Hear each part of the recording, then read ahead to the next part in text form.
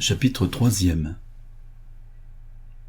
10 jours plus tard, M. Sellers, toujours retenu à la chambre par la goutte, pria Waythorn de passer chez lui en allant à ses affaires. Le chef de l'association, assis au coin de la cheminée avec son pied bandé, salua son visiteur d'un air embarrassé. « Mon cher, je suis désolé d'être obligé de vous demander un service gênant. » Waythorn se tut, et l'autre reprit, après un silence pendant lequel il cherchait visiblement à préparer ses phrases. « Le fait est que, lorsque je suis tombé malade, j'avais entrepris une affaire assez compliquée pour Gus Varick. »« Oui, et après ?» dit Waythorn en voulant le mettre à l'aise. « Eh bien, voici ce qui s'est passé. Varick est venu me trouver la veille du jour où j'ai été pris par cette crise de goutte. Il devait avoir eu quelques bons tuyaux, car il avait précisément gagné environ $100,000.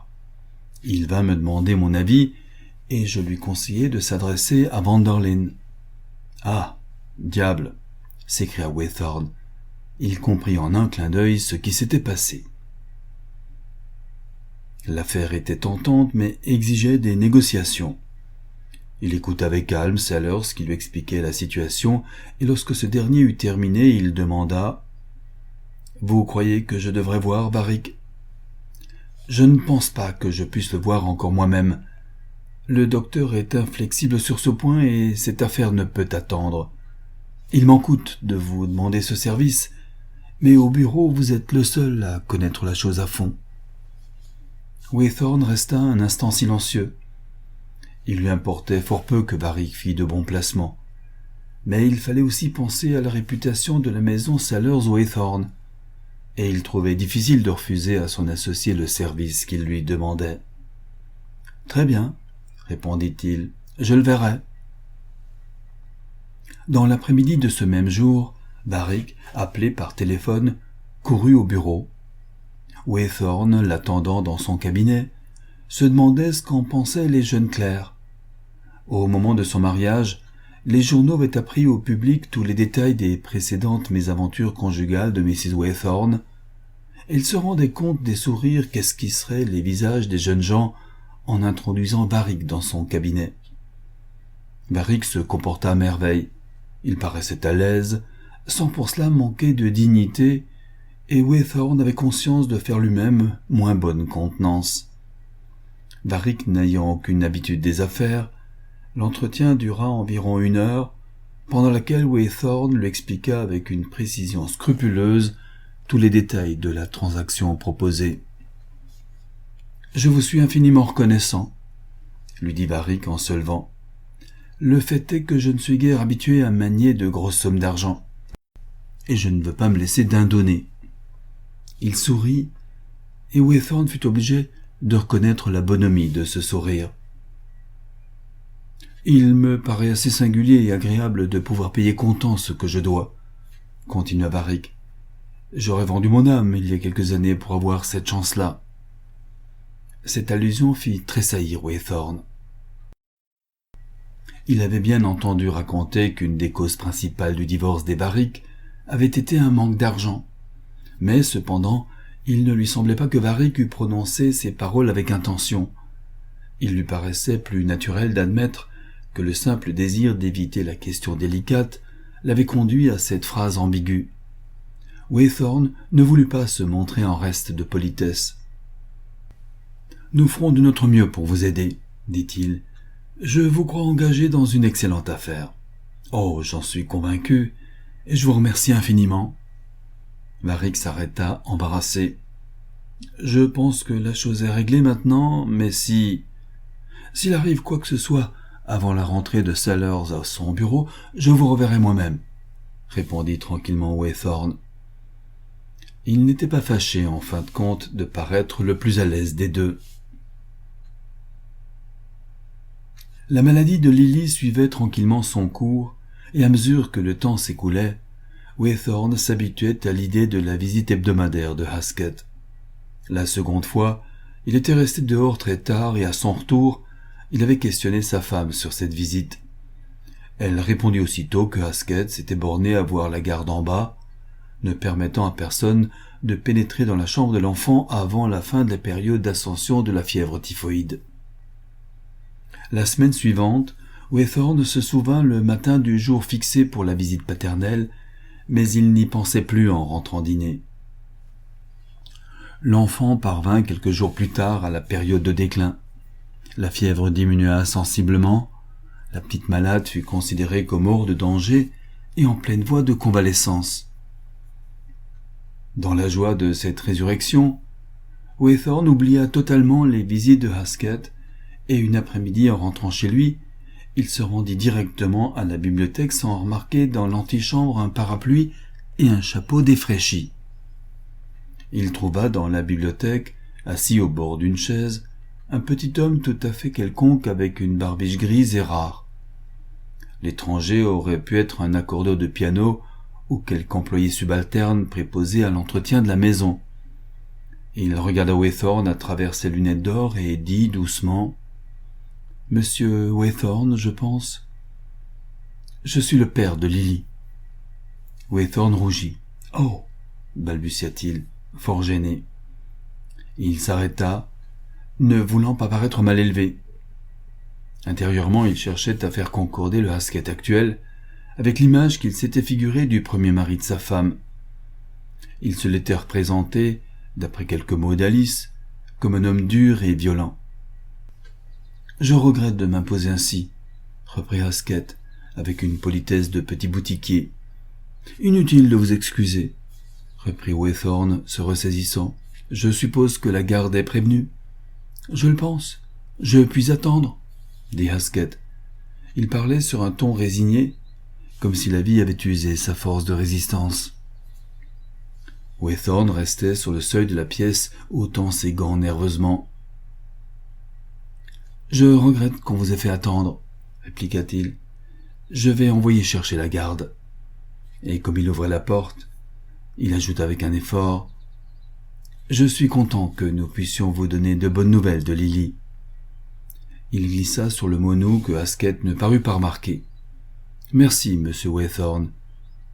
Cela a été en effet pour moi une grande préoccupation. Enfin, ce cauchemar est passé maintenant, et Lily sera bientôt en état d'aller vous voir. » Waythorn salua et sortit. En entrant dans sa chambre, il se jeta dans un fauteuil en soupirant lourdement. Cette sensibilité presque féminine, qui lui était naturelle et le faisait souffrir profondément des circonstances de la vie, lui était odieuse. Il savait bien, en se mariant, que les précédents maris de sa femme étaient de ce monde. Il savait qu'avec les contacts si fréquents de l'existence moderne, il avait 100 chances contre une de rencontrer l'un ou l'autre, et cependant, ce rapide tête-à-tête avec Haskett le bouleversait autant que si la loi n'avait pas aimablement aplani pour eux tous les embarras d'une rencontre. Waythorn bondit tout d'un coup de son siège et se mit à arpenter sa chambre. Il n'avait certainement pas autant souffert de ces deux rencontres avec Varick. C'était sans doute la présence de Haskett dans sa propre maison qui rendait la situation intolérable. Il s'arrêta en entendant des pas dans le corridor. « Par ici, monsieur, s'il vous plaît, » disait la garde. Alors on conduisait Haskett là-haut. Tous les coins de sa maison lui étaient ouverts. Waythorn s'affaissa dans un autre fauteuil, regardant devant lui dans le vide. Sur la table de toilette était une photographie d'Alice, faite au moment où il avait commencé à la connaître. Elle était alors Alice Varick, et comme il voyait en elle une créature fine et exquise. Elle portait au cou les perles de Varick, ces perles que, sur les instances de Waythorn, elle lui avait rendues avant son mariage. Haskett lui avait-il donné des bijoux? Et dans ce cas, qu'était-il devenu? Se demandait Waythorn. Il ne connaissait rien de la situation passée et présente de cet homme, mais d'après son apparence et sa manière de parler, Waythorn pouvait reconstituer avec assez de précision les débuts du premier mariage d'Alice. Et il se rendit compte avec un tressaillement pénible qu'il y avait, à l'arrière-plan de son existence, une page de sa vie toute différente de celle où il l'avait rencontrée pour la première fois. Varick, quels qu'étaient ses torts, était un monsieur, dans le sens convenu et traditionnel du terme, dans le sens qui, chose curieuse, paraissait à ce moment même avoir une importance capitale aux yeux de Waythorn. Lui et Varick avaient les mêmes habitudes sociales, parlaient le même langage, comprenaient les mêmes allusions, mais l'autre. Malgré lui, Waythorn avait remarqué que l'autre possédait au cou un nœud tout fait, monté sur élastique. Pourquoi ce détail grotesque symboliserait-il l'individu ? Waythorn s'en voulait de cette remarque mesquine de sa part, mais ce détail de la cravate s'imposait à lui comme une clé qui lui ouvrait la porte sur le passé d'Alice. Il la voyait, Mrs. Haskett, assise dans le front parlour bourgeois, avec son meuble de peluche, son piano et une copie de Ben-Hur sur la table du milieu. Il se la figurait partant pour le théâtre avec Haskett, ou peut-être même à un church sociable. Elle, avec un grand chapeau à plumes, Haskett en redingote fripée et au cou le nœud tout fait monté sur élastique. Au retour, il les voyait s'arrêtant devant les magasins brillamment éclairés, ou s'attardant aux photographies des actrices en vogue à New York. Le dimanche après-midi, Haskett devait emmener sa femme se promener, en poussant devant lui la voiture laquée de l'enfant, et Waythorn se représentait les gens avec lesquels il devait flâner et causer. Il se figurait Alice, toujours jolie dans sa robe adroitement confectionnée d'après un journal de mode de New York, mais irritée contre son existence, regardant les autres femmes avec mépris, et se sentant faite pour une situation sociale toute différente. Ce qui le frappait surtout, c'était la manière dont elle s'y était prise pour dissimuler cette période de sa vie passée avec Haskett. Il lui semblait que toute sa personne, tous ses mouvements, toutes ses allusions, toutes ses paroles, fussent la négation voulue de cette phase de sa vie. Si elle avait été niée avoir été la femme de Haskett, elle n'eût guère été plus convaincue de mensonge que par la dissimulation systématique de cette partie de son existence.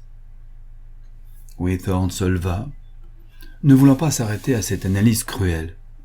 De quel droit se représentait-il Alice sous ce jour fantastique et la jugeait-il ensuite d'après cette image ? Elle avait vaguement parlé de son premier mariage. Elle s'était bornée à dire, et avec des réticences, que son union avait été malheureuse, que Haskett avait fauché ses jeunes illusions. Il était regrettable, pour la tranquillité d'esprit de Waythorn, que l'apparence inoffensive de Haskett fût venue éclairer d'un jour imprévu la nature de ses illusions. Un homme aime mieux s'imaginer que sa femme avait été martyrisée par son premier mari que de croire le contraire.